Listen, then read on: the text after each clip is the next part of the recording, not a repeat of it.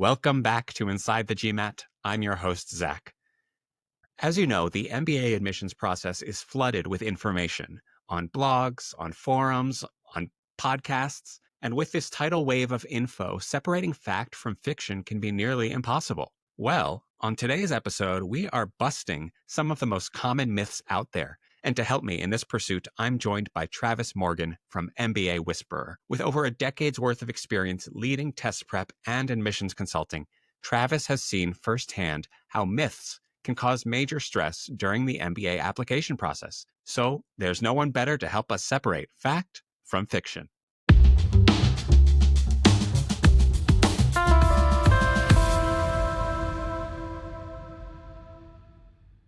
I'm really excited to talk to you today about myths, busting myths about MBA admissions, admissions exams, and specifically some myths about the GMAT. Of course, this is the Inside the GMAT podcast, so we have to. And before we start busting, Travis, could you introduce yourself to our listeners? Yeah, I'm Travis, and I founded MBA Whisperer several years ago in 2019, but I've actually been a test prep tutor since the year 2007 and an MBA admissions consultant since 2010. So I've been in this space for a long time. I'm actually the only person I am aware of, the only person I know who does both test prep and admissions consulting myself versus just having a company that does both.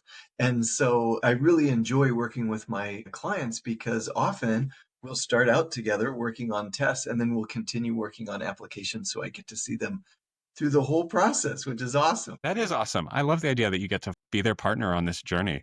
So I have my list here of myths about the application process. The first one here is I need to have worked in business to go to business school.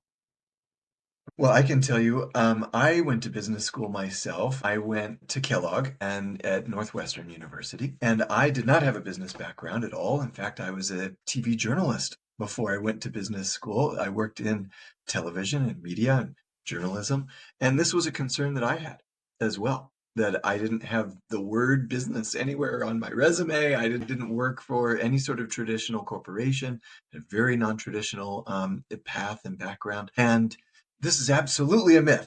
So you do not have to have worked in quote unquote business or in a traditional role to go to business school. And because business school is intended to help craft the next generation of leaders in whatever industry that you've come from and whatever industry you'd like to go to.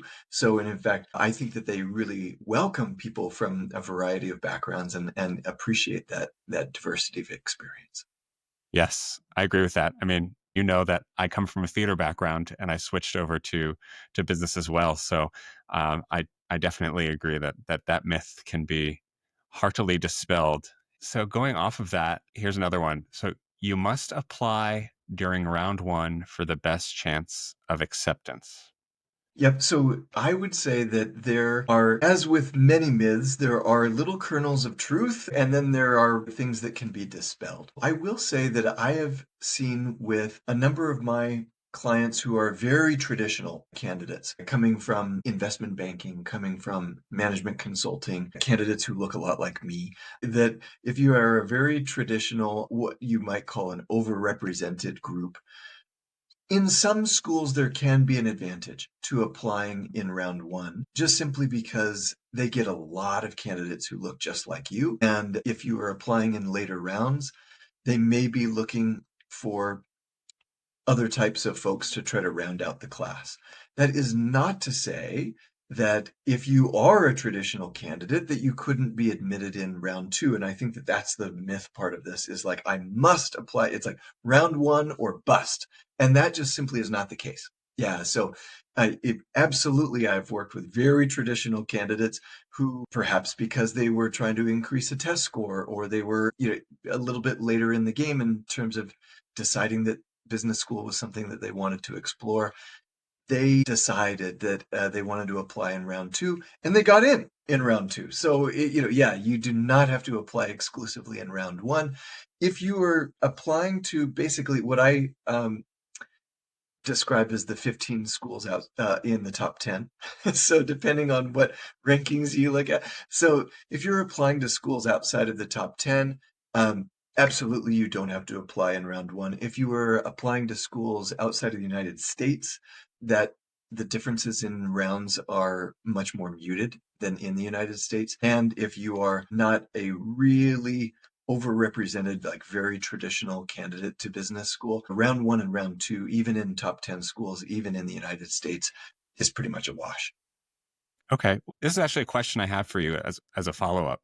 Um, if one were to apply in round one or is aiming to apply during round one, typically when would you advise that they start their preparation? People will give you a lot of different answers. Some people are like, oh gosh, you got to start like a year in advance, something like this. I'll give you a few elements of things to be thinking of in terms of preparing and why we may want more time or some people may not need as much time. I actually work a little bit differently than a lot of my colleagues on the admissions consulting side of things because I almost exclusively work on an hourly basis. And so the reason I bring that up is I often work with people who are last minute applicants because you're not losing out on having this huge flat rate package that you could have been working with an admissions consultant for 6, 9, 12 months in for the same flat rate. Instead, you're using hours no matter what, whether you use them over a period of 6 months or 6 weeks. And so I work with a lot of folks who apply last minute. And so I will give a little bit different advice than probably a lot of my fellow consultants. Could you start very early, especially if you know you want to apply to business school, so that you can just get that test out of the way? And the answer is absolutely yes, you can. The test scores are good for 5 years. I even have a number of my test prep clients who are taking the exam as a senior in college, and they've just banked that exam. Some of them even apply for the deferred admission programs while they're still a senior, and others just bank that test and they apply 2, 3, 4, almost 5 years later. So that's an option. You can give yourself lots and lots of time, and there's nothing wrong with that. I would say a lot of people will start roughly 9 months ahead of their deadline. I'm sure other people recommend that they start even earlier. I don't find that there's an enormous advantage to that, to be honest with you. The reason for 9 months is it gives you 3 to even 6 months to get that test score knocked out and locked away. And then you can be doing other little tasks along the way that can be helpful for the time when you're actually looking to write those essays and submit those applications. So things like getting your resume squared away. And I actually spend quite a bit of time with my clients on resume because I feel like that can be the number one selling point in your application because it's the very first thing that many admissions readers will read is they look at your resume first. So it's the first impression that you make. You can get that squared away even before the applications have been released, before the essay topics are out, anything like that. You can be thinking about your career goals, and that you can be thinking about at any time. You don't need specific essay questions for that. Oh, I think one of the most important things that you can be doing with several months in advance is actually connecting with the schools on a more organic level. So finding current students where you have things in common with them. Often you'll reach out to, say, student clubs, affinity clubs, football club or whatever, and also professional clubs, especially if you're making a career transition and talking to them about resources that they've utilized to, make a transition into whatever career path that you might want to go down, and having real conversations with real people beyond just online research of the schools. And that's something that you can do well in advance as well. And that way you've got a little rapport with people at the school, particularly current students at the school. And you can really understand the culture of the schools a lot better versus just looking at schools on a list of rankings as most people often start their research with. You mentioned the resume being something that is one of the first things that folks look at when they're evaluating applications, and that sort of leads. I think it's kind of similar to this myth, which is your application should only focus on professional achievements. How does that myth sort of tie into this idea that the resume is the first thing that people look at? So, yeah, I feel like people do themselves a disservice when they feel like, oh, I'm applying to business school. I need to be a professional, and therefore I'm only going to present my professional self.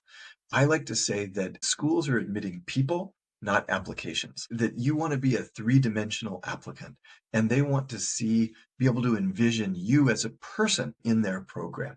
So while, for example, you might include some extracurricular or leadership things in your resume, even things that you may or may not include in a professional resume, just so that they get that on the first glance. But I do like to say, I encourage that we use 99% of the resume, impressing them, and 1%, aka just like a little interest line or something down at the bottom, getting them to like us. So have something just kind of interesting, a little conversation starter, something at the bottom. They're like, oh, wow, I want to get to know this person a little bit more. In the application itself, I feel like many business schools, and you will see school to school that some of them do focus more the essay topics and things like this almost exclusively on professional topics, whereas others will allow for a little bit more flex there. And so while we still want to make sure that we showcase that we are a leader in our field, I like to say they don't care what you've done. It doesn't matter what industry you're coming from or where you're whatever it is, they just want to know that you are a rock star and that you have that leadership potential in what it is that you want to do. So yes, you don't want to ignore the fact that you have professional achievements and that you've, for example, increases in responsibility, things like this that you want to emphasize. But I encourage having opportunities to let us see the real you. I like to say, see a glimpse of the world through your eyes. What about essays? So this is a line from a former director of admissions at Harvard, Harvard Business School. And she said applying to business school is not an essay writing competition. And I fully believe that, actually. It isn't that you have to have this like sort of incredible language. You're not applying to a creative writing master's, you're applying to business. And so this was the year, they only did this 1 year at Harvard several years ago, where they just had one essay prompt and it was optional. So they said, you don't even have to write an essay. They were trying to send a signal of we're admitting applicants, right? Not applications. Like we're admitting you as a person. We're admitting your whole profile. We're admitting what you bring to the class, not just sort of how well you can write about yourself.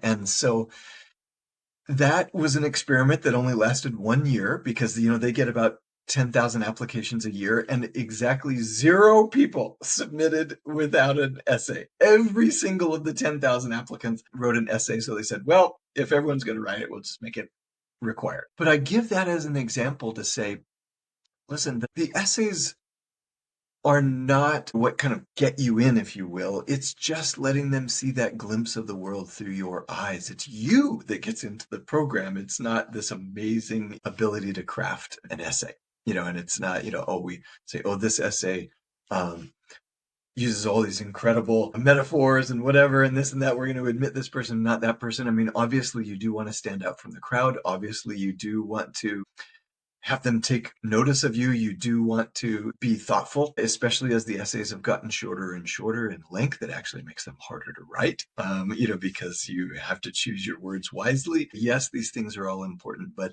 the key thing is just making sure that you come through. Totally. And I feel like, referencing that first myth of you have to have a business background to go into business school, I actually think the essays and the resume, that kind of stuff, there's a huge benefit to not having a business background, because I feel like there's really, I'm thinking about myself, right, as a theater person, like there was so much rich experiences that I had that could differentiate me from maybe your more traditional applicant. Absolutely. No, and that I think you're spot on in terms of looking for those elements of who you are. I always say, what makes you uniquely you? Right? What is that little secret sauce that makes Zach different from Travis? And it doesn't have to be better than someone else. They're just looking for someone who's going to fill that seat, who's different from the person sitting to the left of you and the person sitting to the right of you, so that you bring a different perspective to the class. So you mentioned Harvard a couple times, and another myth that I have here is if I don't get into Harvard or Stanford or maybe one of the 15 of the top 10 schools, I might as well not go to business school at all. That's a very all or nothing myth. Right. And again, I've absolutely worked with candidates where they did have, for particular reasons, they said, listen, I'm already on this track in my career. I don't have to go to business school. I would, continue to be able to move up in my track and I'll do fine in my career. But there are certain schools where if I got into one of these two or three schools, I would go. Otherwise, I wouldn't. And I tell them, listen, I respect that. Like, that's you've you've done your due diligence, like you've really thought it through, you understand your career options, you understand these things, and these are the schools that make sense for you, and that you don't see other schools that would necessarily get you where you need to go, or that you couldn't get on your own otherwise. You really should think through, why am I going to business school? Like, what am I looking to get out of it? It's a very large investment of both resources and time, and it may not be for everyone, right? So I do encourage that kind of thinking. However, I will say that this myth also gets into this idea of the rankings, right? And that, the rankings are the end all be all. And I just do not buy into that. First of all, the rankings are a little bit fickle. You see, whenever one of the rankings changes their methodology slightly, the rankings get all reshuffled. So I would not base my whole life and life decisions and my whole next path, chapter in life, just based on these rankings alone. What I would say is, yeah, they're not a bad place to start our research, but there are, even in very insular, very difficult to break into industries, there are diamonds in the rough. Right? The one that comes to mind where people are like, oh, I only want to go to Harvard, Stanford, or Wharton is private equity. Sure, now private equity is a very challenging industry to break into. They do value name brands when it comes to MBAs and things, but there are some other programs out there that are kind of programs like Tuck, programs like my alma mater of Kellogg, that have very specific private equity resources and alumni and things who allow you to have that path coming through their program. There's also many, many schools out there where if you're interested in like a smaller, more regional private equity firm that other people may not know the names of, but that you're looking to base yourself in the Southeast, or you're looking to base yourself geographically in a certain area, that they have very strong ties to MBA programs in those areas. So I encourage you to look more along the lines of, what is it that you're looking to do? What kind of a culture are you looking for? What kind of academics, do you learn best in? Things like this, and get beyond just the top top 3, top 5, top 10, and really kind of understand what you're looking to get out of that MBA program, and use sort of a portfolio approach to apply to schools that may enable you to achieve your goals. You can find some really great schools, supply chain or logistics, things like this, that are not necessarily your traditionals, that have outstanding programs, and that they have all the connections in the industry and all of this, perhaps even better than higher ranked schools. So one of the things that I do, say is, first of all, look at their curriculum and see if they have an concentration and emphasis, a major. They call them different things, a track. They have different names for them at different schools, but that is aligned with what you want to do. So that's one of the things. The other thing, which is kind of wonkish and a little, in the weeds, but is to look at the school's employment report. And you can literally just Google the name of the school and the words employment report, and they all have one. It's standardized, like they need to provide the data. If they're part of the organization, they need to provide the data in a kind of a similar way. And so for example, I was looking for schools that, coming from journalism, that had media and entertainment programs. And and you'll start to see, like, if they send even 3 or 5% of their class into media and entertainment, that is a media and entertainment juggernaut. If you look at or real estate, right? If they're sending anything more than 1% of their class into real estate, it's sending a lot of people into real estate, right? And so using that employment report can help you find the schools that actually are sending more people into these roles or industries that you're looking for than you might have thought. So, for example, tech, you think of the Bay Area, as being very strong in tech, and it is. You think of MIT Sloan, for example, being very strong in tech, and it is. Now, most schools send an enormous percentage of their candidates into tech, by the way. Like, you almost can't go wrong if you want to go into tech. Everybody sends people into tech. But you know what's an interesting diamond in the rough on tech is Foster at the University of Washington. You don't typically think of that, but yeah, Seattle, it's got Microsoft, it's got like lots of the whole ecosystem there in Seattle is very tech driven.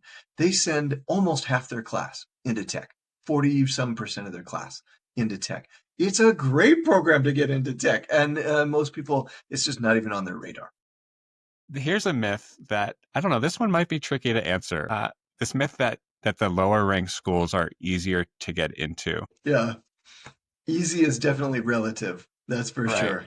It's a lot of work. I have some people who come into the process saying, yeah, I want to apply to 10, 12, 15 schools. I'm like, it's an enormous amount of work. Yeah, you cannot just copy and paste from school to school and expect to get into these schools. They can tell. I mean, generally speaking, lower ranked schools do have higher admissions rates. So that is an element that is true. They also tend to have lower average test scores. So that also tends to be true. And so these are elements that would say they are quote unquote easier to get into. I will say that there are schools that are, I'd say, like kind of on the bubble, if you will, like, kind of ranked 10 through 15, who will sometimes deny candidates if they think that they are a backup school to that candidate. So, even if your test scores are really strong, even if, you're kind of a very strong paper candidate, you could get a deny because they want students who genuinely want to be there. And so they can deny folks who have very strong stats.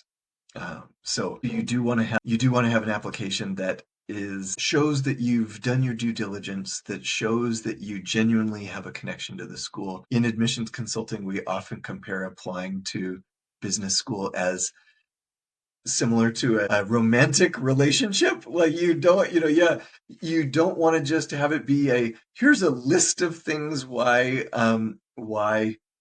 we're a good fit. Like, that's not how romantic relationships work. There's got to be a little spark. There's got to be some, it's an actual genuine connection with the school, not just a treatise of reasons why I'm a good fit, or even just like sort of this air of almost like desperation of like, please, please, please, please, please, I promise I'm qualified. Like, let me into your school. Instead, it tends to have almost like a quiet confidence to it of like, hey, we're a great fit. And, and I'll just use these essays to showcase why.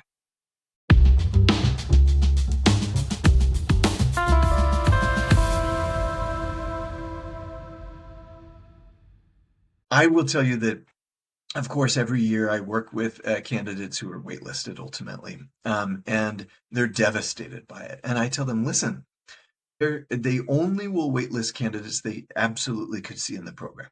So that is, they will never waitlist a candidate who they don't think is a good fit. They will never waitlist a candidate that they would just never admit. There can be various reasons to waitlist. I will tell you that the number one reason that someone gets waitlisted is test scores.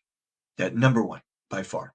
And so the number one thing that you can do to get off the wait list is to increase your test score. Now, if you're already above average, especially if you're well above the school's average, that is probably not the reason.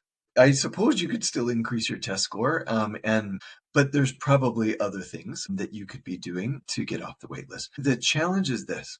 This is another former director of admissions, this time from Wharton.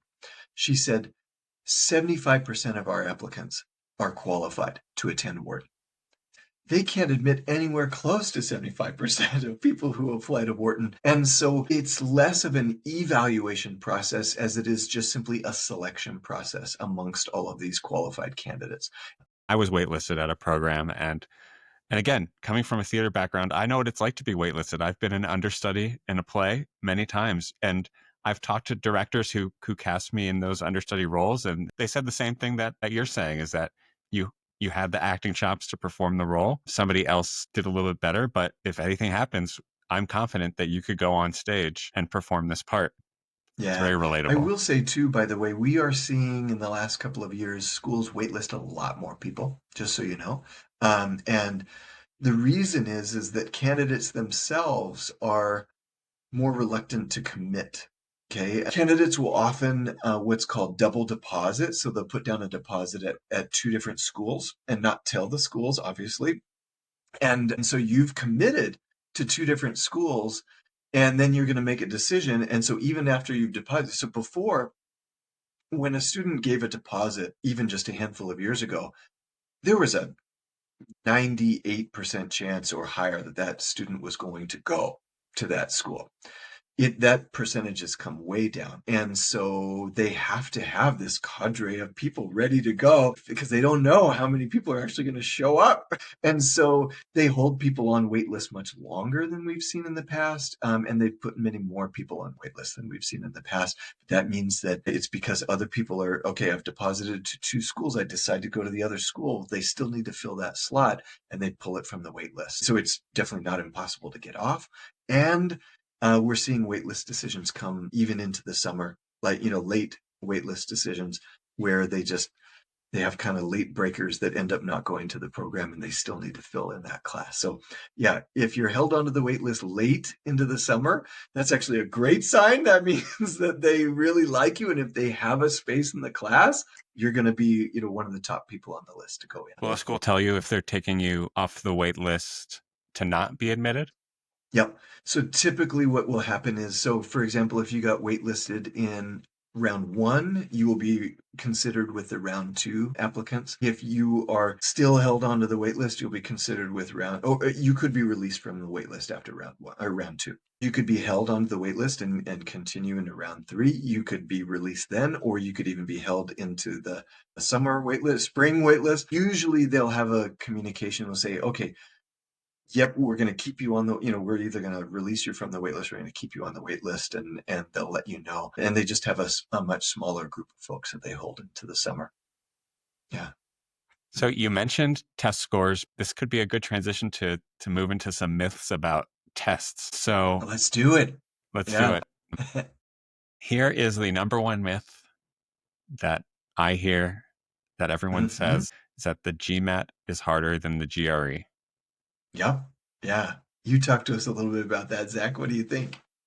I think that all tests are hard because tests are high stakes engagements that don't only require studying, but require some element of emotional fortitude where your confidence going into a test, in my experience and in my opinion, is just as important as the amount of time you've spent studying. I think that there's so much mind over matter when it comes to a test. And I think that difficulty is subjective. For somebody who comes from a non-traditional background, the math was more difficult for me than the verbal section of the GMAT. And I know I've talked to candidates who have more of like a quantitative background, and the verbal stuff is really hard. Some of the concepts between the two exams are different. Like GRE has a lot of vocabulary and the GMAT does not. So if you're not a native English speaker, then the GRE might be more difficult. So that's like sort of my non-answer, but also an answer is just like difficulty is subjective. And having worked at GMAT for over 3 years now, every year the GMAT feels easier to me. I've taken it every year for work purposes, and every time I take it, it feels a little bit easier, a little bit friendlier. Yeah, yeah. And this comes up a lot with candidates. I don't disagree at all with you. The stereotype, I think, is actually fairly accurate in this case, in that the GRE is harder on verbal and the GMAT is harder on quant. But harder is an interesting term because it's all based on percentiles, right? And it's all based on, your peers and how well they're doing on the exams and whatnot. And so even if an exam feels easier to you, it probably feels easier to other people too. And so I will say this though, that's definitely an oversimplification in terms of GMAT versus GRE. The topics that are tested, especially on quant, are very similar. So I always say, listen, it's not a sunk cost. Like, you can be studying for one exam, and if you just hit a brick wall on one, you can switch over to the other, and it's not like you have to start all over again. So the topics are similar enough to where you can the fundamentals will be the same no matter what. On the quant side, the topics are essentially the same with a few little exceptions here and there. Then why is one perceived as easier than the other? And to me, the GRE questions are a little bit more straightforward. So if you're more of like a linear thing, like first I do this step, then I do that step, then I do this step, kind of a linear thinker, um, you tend to succeed more easily. You are more of a figure outer, if you will. Like, yeah, what I call kind of a cloud thinker, like, that you pull this information, this, that, and this, you stop and you just sort of think about it for a second or two, and then say, I see what's going on here, and you have this kind of aha moment, that kind of a thinker. The GMAT is a really good fit for you. Like, it really rewards that style of problem solving. And in my opinion, that is a better, more aligned skill to business school than memorizing a whole bunch of vocab words that you'll never use ever again. So I do actually agree that the GMAT is a better fit, like a better aligned test for business school. I will say, in terms of admissions, most schools are pretty agnostic. Even though I personally feel like it's a better test for business school, it's and that it tests skills that are more aligned with something that you'll actually use in business school. That's not actually an enormous determination. Yeah, no, I think that's really fair. And when I talk to candidates, I say two things.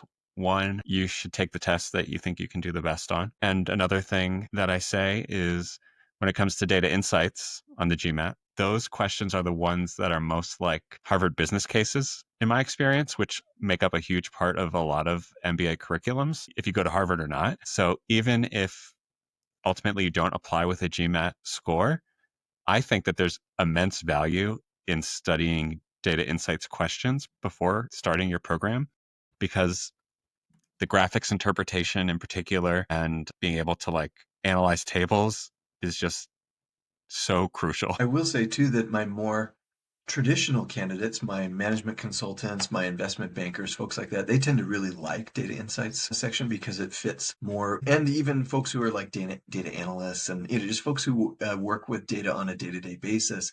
It's just like what I do at work. Like, yeah. So I do think that that's an important skill set, regardless.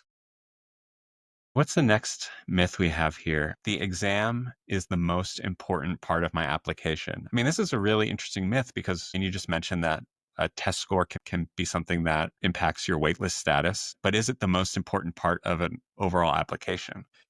An admissions officer will always tell you, I mean, first of all, the admissions officers tend to be very diplomatic people, and they will say every element of your application is important. It's a holistic process. All of those things are true. Yeah, and that is not just platitudes, especially compared to other types of graduate programs. If you're going to law school, you're going to medical school, or you're getting a PhD in something really narrow, things like this. Business school is a way more holistic approach, the way that they approach admissions, than these other programs, because they are not just looking for this genius. They're looking for someone who's going to be a good business leader. And that is not just academic horsepower. That's not all they're looking for. So when they say it's a holistic process, it is a holistic process. Like, it is much more holistic than other programs. That said, I do tell people that your test score is the number one most important part of your application. And here's why. Not because a great test score, even a fantastic 99th percentile test score, not because a great test score will get you into the program, but it's because a bad test score alone can keep you out. If you are 35 points or more below a school's average on the GMAT, you will be in the bottom 10th percentile of the admitted class. So only 10% of the class gets a score that's 35, overall score that's 35 points or more below the school's average. Because they have so many incredible applicants, you have to have something that really stands out in order to be admitted with a bottom 10th percentile score. So you have to have some pretty significant differentiators. It is obviously 10% of the class does get in with those scores, but they typically will have really unique perspectives, like really interesting backgrounds or experiences or personal stories, or just things that they literally cannot get it from anyone else.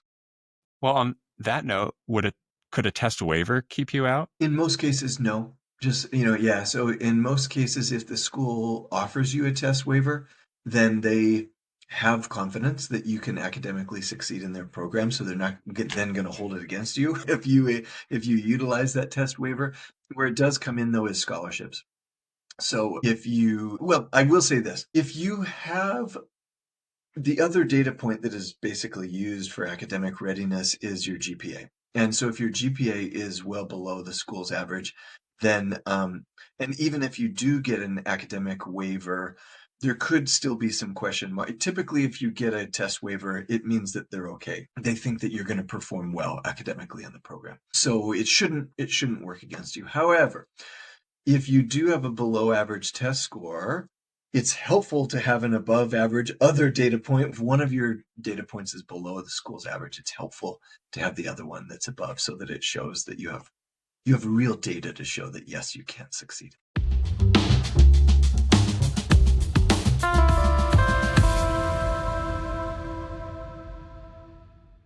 A solid test score can also assuage concerns about your quantitative abilities, especially if you come from a more humanities background, something where they may have some questions. You're like, hey, you have a great GPA, but anything quantitative, like, will you be able to cut it in this very quant heavy curriculum? And this is a way for you to be able to demonstrate that very easily. Not easily in terms of getting the score, but it's a very clear indicator that you'll be able to succeed. Yeah. Is the GMAT exam basically a math test plus an English test? So I think a lot of people go into it thinking like, oh, I study math and I study English. I go in and I take the GMAT and I should get a good score. When I tutor with folks, when people get very frustrated in studying for the GMAT because they're like, I know this stuff and my score is still not going up. It's because our expectation is that this is a math test or this is an English test. I know this material.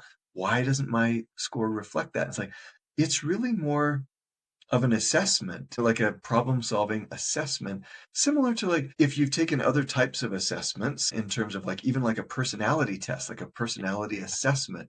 They ask you questions, but they don't actually care about, do you prefer this or do you prefer that? Like, that isn't what it's just assessing something in the background that they aren't telling you what they're testing. And the GMAT is sort of a similar type of assessment where they use quantitative topics so that they can test these skills. They use more verbal topics so they can test these skills. But the skill itself is, I mean, the quant doesn't even go up to trigonometry, doesn't go up to calculus. It isn't how great of a mathematician you are. It just uses these quantitative topics to be able to assess your other problem solving skills. Like, can you notice details in things?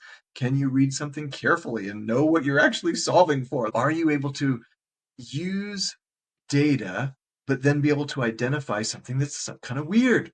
Looking like, hang on a second, that doesn't seem quite right. What's going on here? Like, yeah, do you have that fluency with data and with quantitative and with critical thinking skills to where you can then solve these individual questions? And I think if we get away from this idea that it's a math test and an English test, and we really understand that it's assessing other skills through this lens, then it's not as frustrating to prepare. Yeah, I agree with you completely. And like the more questions you answer, the more you'll realize that this is not a math test. This is not an English test. This is something different. Right. And you start to recognize you're like, I see what's going on here. Like, oh, you can't fool me, GMAT. Like, yeah, I see the trap that you're trying to lay here, and I'm not going to fall for it. Right. That people would make assumptions about this or that or this, even words like integers or positive or whatever that most people just kind of skim right over. But that's the crux of the whole question, right? And so then you feel like, man, it's tricky. It tricked me, but it's because it's trying to assess other things, including attention to detail and things like that matter in the business world. Yeah.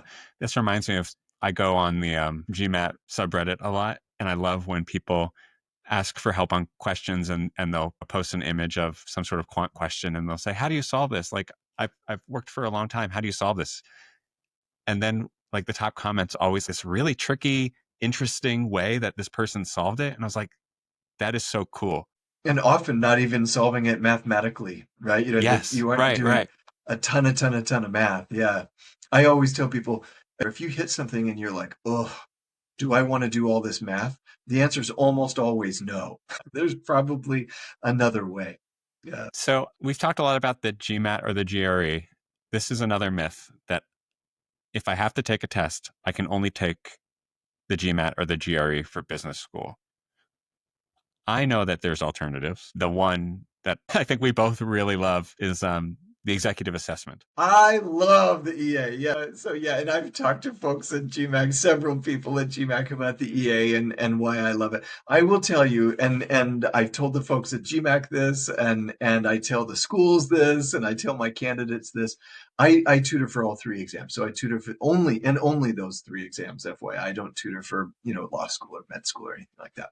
And so of the GMAT, the GRE, and the executive assessment, it is my personal opinion that it's actually the EA is the best assessment. It's the best, most transparent test for getting at what your underlying skill set actually is versus your ability to take a test. And I've told the folks at GMAT this. I'm a big advocate for the EA for that reason, because as a tutor, I get to work, with you individually, and I've worked with students across all three. It's the same student across all three exams, so I get to see them and how they perform on the GRE, how they perform on the GMAT, how they perform on the EA. And almost to a person, the EA is what matches what I think their true ability level is after working with them for weeks or even months. And so I get a good sense of like where their ability level lies. And so I get that little kind of the folks at GMAT don't get to see that. They only get to see your test score, but I get to see after working with you for months, weeks or months, what you're actually good at and what you're not so good at and whatever. And I think that the EA is a very, very effective test at getting to that. So most people think of it only as a test for MBA. That's another myth, right? And more full-time and especially part-time programs, but full-time programs are accepting it for full-time admission. And if a school accepts the EA, they like the EA, is what I tell people. People ask me, is this going to put me at a disadvantage? And the answer is no. Yeah. So the only thing that you might think about, and this is for a very narrow subset of the population, I would say, is there are industries out there that are not as familiar with it. So like if you're wanting to go into top bulge bracket banks, if you're wanting to go into the top management consulting firms and things like this, they like to see a GMAT score because they actually evaluate even after you've gotten into business school, they will evaluate candidates and they will take a look at your test score, and they're just not as familiar with the other tests. But so they like to see a GMAT score. But does not mean that you have to apply to the school with that score. And so if you perform better on the EA and the school accepts the EA, I strongly suggest that you submitted an EA score. Yeah, and you can get scholarships, you get everything, and there's a good handful, I would say, not an enormous number, but a good handful of schools now where it's about a third of admitted applicants are GMAT, GRE, and EA. Is it hard to switch from GRE to EA if you were, let's say you're studying for the GRE and you're just not like sort of hitting your score mark or whatever? Right. So the GMAT to EA is one that I work with folks a lot. Every single person is like, oh, the EA is my exam. Like I it know. just I wish it was out when I went to business school. right. It just feels more comfortable when you take it, things like that. GRE to EA, again, the topics tested are very similar, especially on the quant side of things, where basically you're not going to have a ton of sunk costs. A lot of people, when they switch tests, are very concerned that they're basically going to have to start all over again. It's like, no, the fundamentals are all the same. So all that time that you spent brushing up on these exponent rules and algebra and stuff, that remainders and things that you haven't used in years and years and years, it'll be on both tests. Yeah, so that's all time well spent. I would say a couple of little things. So the data sufficiency question type that you will see actually still on the quant section on the EA, it's now in data insights on the GMAT, but that's a new question type with a little different approach. So that is something that you'll need to get accustomed to, especially I like to think of, I teach my students in my tutoring to use frameworks, like to have a methodical, replicable approach to different question types, and data sufficiency is no exception to that. Like as long as you have a good framework that you're using to approach the questions, it shouldn't be too bad. The one difference I would say between the GRE and the EA It's also a difference now between the GMAT and the EA is that the verbal section does have sentence correction. But I do like to say, listen, sentence correction does not mean that it tests every rule in the English language. You do not need to memorize 100,000 different rules, to do this. It's, again, this idea of frameworks. Like if you can understand basically about 7 rules in the English language, and know how those can be tested in a number of different ways, the sentence correction is much more digestible. So that is a difference between the GRE and the EA, and something that you will need to study up on a bit to make that transition. I have to say that I think that your students are so lucky to have you on their side. I can tell that you have so much passion and compassion that just shines through. Oh, Zach, that's very kind of you. Yeah, no, I do enjoy it. I just like it. Like, I tell people, listen, I don't teach lessons. I teach people. We all learn differently, and and just sort of figure out what is it that's going to help that one person be able to achieve what their, really their potential is. I really love that. Like, and it makes it unique and interesting and different because I get to try to figure that out for every person uniquely. It's different every single day. Yeah.